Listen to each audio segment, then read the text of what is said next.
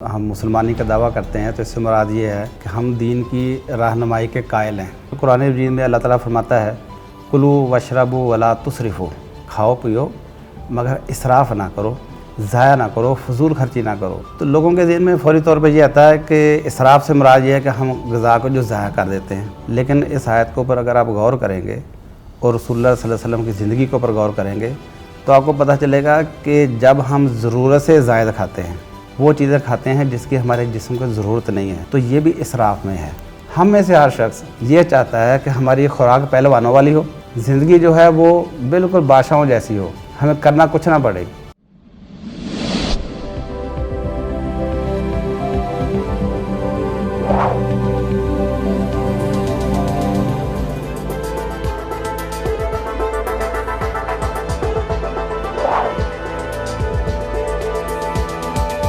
السلام علیکم ناظرین، شیئرنگ آف پروفیشنل وزڈم کے ساتھ میں ہوں علی رحمان خالد۔ آج جو مہمان ہمارے ساتھ موجود ہیں وہ ایک ہومیوپیتھک ڈاکٹر ہیں، ڈاکٹر رفعت نواب صاحب۔ یہ ہمیں بتائیں گے کہ کس طرح ہم اپنی زندگی کو سادگی سے گزار کے اور سادہ خوراک کھا کے بہترین انداز میں گزار سکتے ہیں۔ سادہ طرز زندگی اور بہترین خوراک ہی ہماری صحت اور اچھی زندگی کا سبب بن سکتی ہے۔ آئیے ان سے ملاقات کرتے ہیں اور جانتے ہیں کہ یہ کس طرح ہمیں بتاتے اور سمجھاتے ہیں۔ بہت بہت شکریہ جناب ڈاکٹر رفعت نواب صاحب آپ کی تشریف آوری کا۔ سر سب سے پہلے تو مجھے یہ بتائیں کہ آج کل ہماری زندگی میں خوراک میں بھی تناسب نہیں رہا اور ہم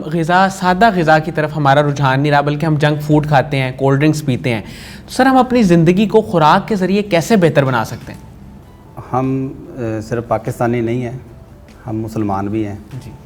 اور جب ہم مسلمانی کا دعویٰ کرتے ہیں تو اس سے مراد یہ ہے کہ ہم دین کی رہنمائی کے قائل ہیں۔ بالکل، یعنی جو اللہ اور اس کے رسول صلی اللہ علیہ وسلم نے ہماری جس حوالے سے بھی رہنمائی کی ہے ہم اس کو ماننے کے پابند ہیں۔ تو اس کے ساتھ ساتھ ہمیں جو جدید میڈیکل سائنس ہے یا نیوٹریشنل سائنس ہے وہ تو ہمیں ہیلپ کرتی ہی ہے، لیکن اس سے بہت عرصہ پہلے اللہ کی کتاب یعنی قرآن مجید اور اللہ کے رسول صلی اللہ علیہ وسلم نے بھی ہمیں زندگی گزارنے کے جو سادہ اصول بتائے ہیں وہ بہت عرصہ پہلے سے ہماری رہنمائی کر رہے تھے۔ مثلا آپ دیکھیں کہ قرآن مجید میں اللہ تعالیٰ فرماتا ہے کلوا واشربوا ولا تسرفوا، کھاؤ پیو مگر اسراف نہ کرو، یعنی ضائع نہ کرو، فضول خرچی نہ کرو۔ تو لوگوں کے ذہن میں فوری طور پہ یہ آتا ہے کہ اسراف سے مراد یہ ہے کہ ہم غذا کو جو ضائع کر دیتے ہیں، ہم غذا کو جو پھینک دیتے ہیں یا کسی بھی لحاظ سے جو فضول خرچی میں آ جاتا ہے۔ لیکن اس آیت کے اوپر اگر آپ غور کریں گے اور رسول اللہ صلی اللہ علیہ وسلم کی زندگی کے اوپر غور کریں گے تو آپ کو پتہ چلے گا کہ جب ہم ضرورت سے زائد کھاتے ہیں، وہ چیزیں کھاتے ہیں جس کی ہمارے جسم کو ضرورت نہیں ہے، تو یہ بھی اسراف میں ہے۔ آپ دیکھیں کہ رسول اللہ صلی اللہ علیہ وسلم کی جو زندگی تھی اتنی سادہ تھی کہ آپ نے جس طرح کا حدیث میں آتا ہے کہ ساری زندگی بھونی ہوئی بکری نہیں کھائی،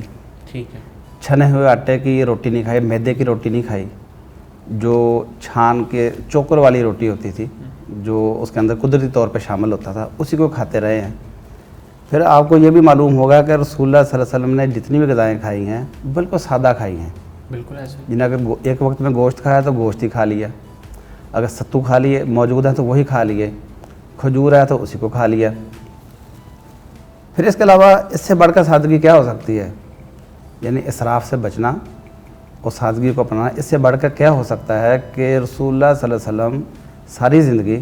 ہفتے میں 2 روزے رکھتے رہے، نفلی روزے، پیر اور جمعرات کا روزہ۔ بالکل ایسے۔ اور آپ دیکھیں کہ آپ سب کو معلوم ہے کہ آپ کی وفات 63 سال کی عمر میں ہوئی ہے،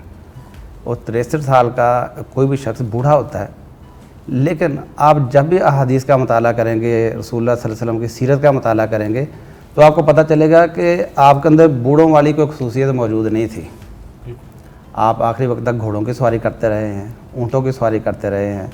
آخری آپ کی زندگی میں جو جنگ ہوئی ہے، جنگ تبوک میں آپ گئے ہیں، جنگ حنین میں آپ گئے ہیں، فتح مکہ کیا ہے، تو یہ بوڑھے بندوں کا تو کام نہیں تھا۔ بالکل ایسے۔ یعنی آپ نے سادہ کھایا، کم کھایا اور اتنا کھایا جتنی جسم کو ضرورت تھی۔ تو اللہ تعالیٰ نے ہمارے جسم کے اندر اتنی فلیکسیبلٹی رکھی ہے کہ جتنی ہمیں ضرورت ہے ہمارا ڈائجسٹو سسٹم اتنا ہی ابزارب کر لیتا ہے، فالتو کو ضائع کر دیتا ہے۔ اچھا، چونکہ آپ کا جو سوال ہے وہ چونکہ غذا کے حوالے سے ہے، تو ہوتا یہ ہے کہ جو بھی چیز ہم ضرورت سے زائد کھاتے ہیں، جیسا کہ ہماری ایک عادت بن چکی، جی بچپن سے عادت بن چکی ہے کہ ماں جو ہے وہ بچے کو بچپن سے کہتی بیٹا اور کھاؤ، ایک پراٹھا یہ بھی کھا لو، یہ انڈا بھی کھا لو، یہ پھل بھی، یہ جوس بھی، یعنی اس کے پیچھے پیچھے بھاگ رہی ہے، بالکل ایسا۔ کیونکہ اس کے ذہن میں یہ ہے کہ بچہ کم کھا رہا ہے، میرا بچہ موٹا تازہ ہونا چاہیے، تو بچپن ہی سے ہم اس کو موٹاپے کی طرف لے چلتے ہیں،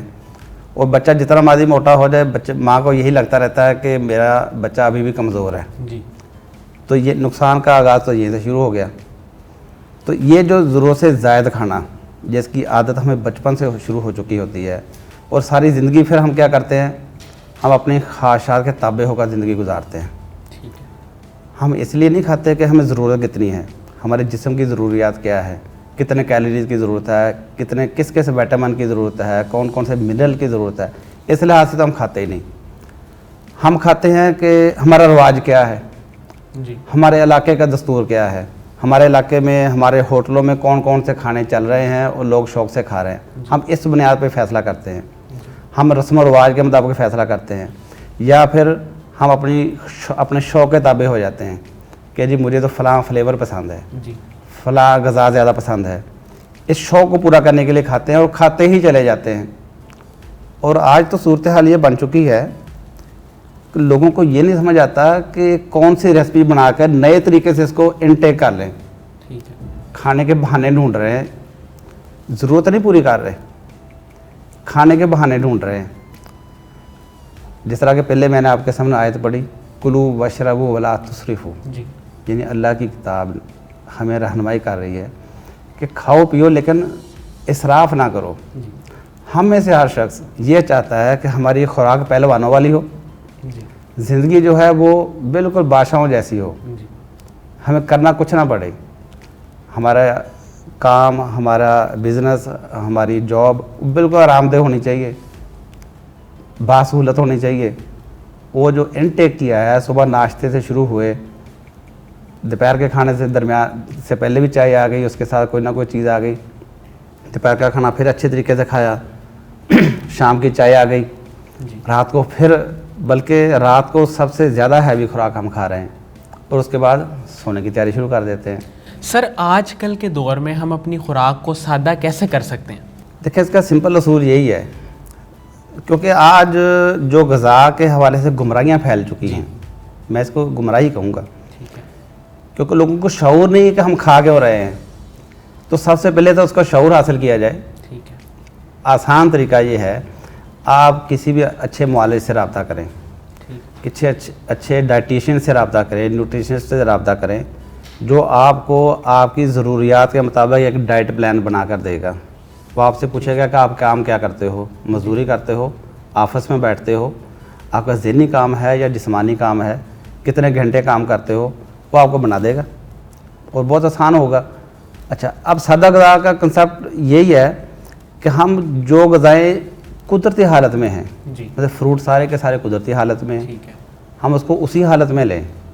موسم کے پھل لیں، بے موسمے نہ لیں، ٹھیک ہے، وقت سے پہلے آنے والے اور جو لیٹ پھل ہیں ان کو نہ لیں، ٹھیک ہے، جو مربے کی شکل میں کیمیکلز کے ذریعے سٹور کیے گئے ہوتے ہیں ان کو نہ کھائیں، ٹھیک ہے، کیونکہ ان کے اندر سب کے اندر جو محفوظ کرنے والے کیمیکلز ہیں، پریزروینٹس ہیں، وہ اپنے اندر زہریلے اثرات رکھتے ہیں۔ تو پھل کا اصول یہ ہے کہ پھل آپ ہمیشہ موسم کا کھائیں، تازہ پھل کھائیں، اور سبزیوں کا استعمال زیادہ کریں، اور سبزیاں بھی موسم ہی کی سبزیاں کھائیں، ٹھیک ہے، یہ سادگی کا اصول ہے۔ اور اس کے علاوہ جو ہمارے ہاں دستیاب، کیونکہ ہم جس خطے کے اندر موجود ہیں یہاں ہر چیز تازہ دستیاب ہے، دودھ، گوشت، سبزی، پھل، ہر چیز تازہ دستیاب ہے۔ ہم یورپ کے اندر نہیں بیٹھے جی جہاں فروزن فوڈ کا رواج ہے، جہاں ان کی مجبوری ہے کہ ان کا گوشت بھی باہر سے فروزن آتا ہے، ان کی سبزیاں بھی باہر سے فروزن آتی ہیں، ان کا فروٹ بھی باہر سے اس طرح ہی فریز ہو کر آتا ہے۔ اللہ تعالیٰ نے جس خطے کے اندر ہمیں پیدا کیا ہے، ہمیں اس کی نعمتوں کی قدر کرنی چاہیے۔ قدرتی غذائیں کھائیں، جو ہمارے خطے کی ہیں ان کو کھائیں، جو موسم کی ہیں ان کو کھائیں۔ جو موسم کی غذائیں ہیں، موسم کے پھل ہیں، موسم کی سبزیاں ہیں، ان کے اندر اس موسم میں پیدا ہونے والی جتنی بھی بیماریاں ہیں، جتنے بھی ہمارے صحت کے اندر تغیرات پیدا ہو سکتے ہیں، تو ان کا حل اس کے اندر موجود ہوتا ہے۔ سر آپ کا جو کلینک ہے رفت ہومیو اسپیشلسٹ، یہ کیا کیا سروسز پرووائڈ کر رہا ہے، کس طرح سے لوگوں کا علاج کرتا ہے؟ ویسے تو ہمارا ہومیوپیتھی کا جو طریقہ کار ہے، جی چونکہ ہم ہومیوپیتھی ڈاکٹر ہیں، جی تو ہومیوپیتھی میں خصوصی اسپیشلائزیشن ہوتی نہیں ہے ٹھیک ہے کہ آپ کسی ایک مرض کو پکڑیں یا کسی ایک ڈائگنوسس کو، کسی ایک پیتھالوجی کو پکڑ لیں اور اس کے اسپیشلسٹ ہونے کے دعویٰ کر دیں. ٹھیک ہے ایسا ہوتا نہیں ہے اور ناممکن ہے، کیونکہ اس کی وجہ یہ ہے کہ ہمارے ہاں تصور ہے جنرلائزیشن کا، کہ ہمارے پاس جو پیشنٹ آتا ہے وہ جو بھی اپنے سمٹم بتاتا ہے، جو اپنی سائن بتاتا ہے، جو تکالیف بتاتا ہے، اس کو ہم ایز اے ٹوٹل لیتے ہیں، ٹوٹلٹی آف سمٹمز کو، ٹھیک ہے اس کے مطابق ہم علاج کرتے ہیں. لیکن فی زمانہ جو ہمارے ہاں غذائی بے اعتدالیاں چل رہی ہیں، جی یہ صرف پاکستان کا معاملہ نہیں ہے، جی یورپ تو اس میں بہت زیادہ آگے بڑھا ہوا ہے. ٹھیک ہے اس وقت آپ دیکھیں یہ کووڈ آیا، یہ جراثیمی بیماری ہے، ٹھیک ہے اس سے پہلے کتنی ایسی بیماریاں رہی ہیں، بہت کم ہیں. آج جن بیماریوں سے لوگ مر رہے ہیں یا مرنے کے قریب ہیں، جی وہ بیماریاں وہ ہیں جن کو ہم کہتے ہیں میٹابولک ڈس آرڈر، ٹھیک ہے جس میں آپ دیکھیں گے کہ ڈائبٹیز ہے، جی موٹاپا ہے، کولیسٹرول ہے، یورک ایسڈ ہے، ہارٹ پرابلم ہے. ان سب کے پیچھے جو میجر کاز ہے وہ میٹابولک ڈس آرڈر، یعنی ہم جو کچھ کھاتے ہیں، غذا ہمارے منہ سے، معدے سے، لیور سے گزرتے ہوئے جب ہمارے سیل لیول پہ جا کے ڈائجسٹ ہوتی ہے، ٹھیک ہے وہاں پہ جا کے جب یہ ڈائجسٹ نہیں ہوتی پراپر طریقے سے، یہ ہمارے جسم کے اندر جمع ہونا شروع ہو جاتی ہے، فیٹ کی شکل میں، فیٹی ایسڈ کی شکل میں، یورک ایسڈ کی شکل میں موٹاپا آتا ہے. اور اس کے ساتھ ساتھ ہمارا جو انسولین کا لیول وہ ڈسٹرب ہونا شروع ہو جاتا ہے. ہمارا جسم انسولین کے خلاف ریزسٹنٹ پیدا کر لیتا ہے، جس کا نتیجہ یہ ڈائبٹی ٹائپ 1 آ جاتی ہے. ٹھیک ہے ڈائبٹی ٹائپ 1 آ گئی، اس کا مطلب ہے کہ آپ شوگر کے مریض ہو گئے. ٹھیک ہے اور اس کی پیچھے بڑی وجہ کیا ہے؟ ہمارا لائف سٹائل. ہم نے بے تحاشا کھایا، اپنی ضرورت سے زیادہ کھایا اور اس کو ہضم کرنے کی کوشش نہیں کی، کیونکہ ہمارا ہاضمہ صرف یہ معدے کے سطح پہ نہیں ہوتا، سیل لیول پہ ہوتا ہے. ٹھیک ہے جب تک سیل لیول پہ ڈائجیشن نہ ہو اس وقت تک ہمارے جسم کے اندر انرجی نہیں آتی. ٹھیک ہے ہم روزمرہ کی جو ہمیں انرجی کی جو ضروریات ہیں وہ اسی وقت ہمیں حاصل ہوتی ہیں جب سیل لیول ڈائجیشن ہو. ٹھیک ہے اچھا وہ ہم کرتے نہیں ہیں، کیوں؟ ہمارے جسم میں ہماری زندگی میں ایکسرسائز ختم ہو گئی، ٹھیک ہے وقت پہ سونا، وقت پہ اٹھنا ختم ہو گیا، شعوری یا غیر شعوری کسی بھی طریقے سے ہم نے اس کو زندگی سے نکال دیا، جس کا نتیجہ یہ ہے کہ ہمارے جسم کے اندر یہ سارے مادے اکمولیٹ ہو رہے ہیں، جمع ہو رہے ہیں، اور نتیجتاً ہم ڈائبٹیز، ہماری اکثریت جن کے خاندان میں دور دراز تک بھی ڈائبٹیز نہیں تھی، ڈائبٹیز کا شکار ہو رہے ہیں، موٹاپے کا شکار ہو رہے ہیں، اور کولیسٹرول لیول ہمارا بڑھ رہا ہے، بلڈ پریشر کے مریض بن رہے ہیں، وہ بالآخر دل کے مریض بن رہے ہیں. اچھا اب آپ کا سوال یہ تھا کہ ہم سروسز کیا پرووائڈ کرتے ہیں. چونکہ ہم نے یہ دیکھ لیا کہ ہماری کازیشن جو ہے، اسباب جو ہے امراض کے، وہ ہمارا لائف سٹائل غلط ہونا ہے. تو اس وجہ سے جب ہم نے اس چیز کو تلاش کیا، اس کے اوپر سرچ کی، تو